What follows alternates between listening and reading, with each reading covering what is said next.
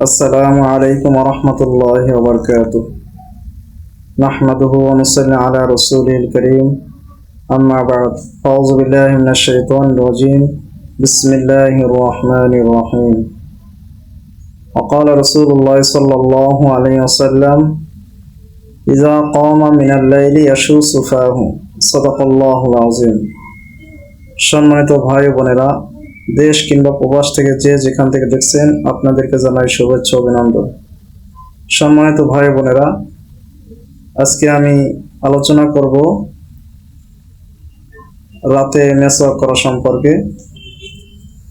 তো আল্লাহ রাসূল সাল্লাল্লাহু আলাইহি ওয়াসাল্লামের নিয়মিত অভ্যাস ছিল, তিনি যখন রাতে শয়ন করতে যেতেন তিনি মেসওয়াক করতেন এবং ওযু করতেন,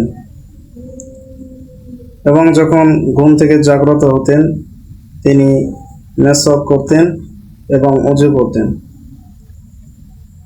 তো একটি ঘটনা,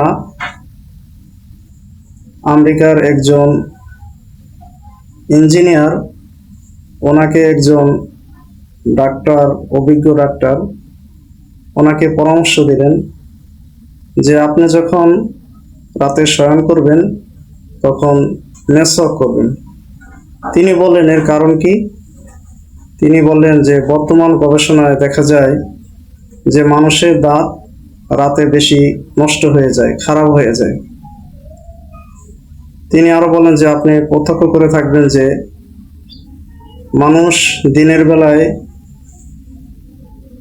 পানাহার করে, আহার করে, কথা বলে, তাই দিনের বেলায় মুখের গতিশীলতার কারণে রক্তরস বা রক্ত লসিকা এগুলি সে তার কাজ করতে পারে না।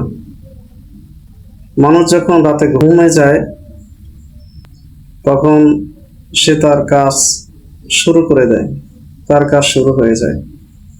এই জন্য তিনি ডাক্তারের এই পরামর্শ শোনার পরে তিনি বললেন, আল্লাহ তাআলার প্রশংসা করলেন যে আলহামদুলিল্লাহ, এটা তো আমাদের প্রিয় নবী হযরত মুহাম্মদ সাল্লাল্লাহু আলাইহি ওয়াসাল্লামের নিয়মিত আমল ছিল। তিনি তাকে আরো পরামর্শ দিলেন যে আপনি সকালে ব্রাশ করেন আর না করেন, টুথপেস্ট ব্যবহার করেন আর না করেন, কিন্তু অবশ্যই রাতের বেলায় আপনি মেসওয়াক করবেন। তো এই জন্য আমরা আমাদের জীবনে আল্লাহ রাসূল সাল্লাল্লাহু আলাইহি ওয়াসাল্লামের প্রতিটি সুন্নতকে বাস্তবায়ন করার চেষ্টা করব ইনশাআল্লাহ। আরেকটি কথা, যে যদি কোনো ব্যক্তি নিয়মিত খাবারের পরে মেসওয়াক করে, ওযু করে, তাহলে সে তার মুখের দন্ত রোগ থেকে মুক্তি পাবে।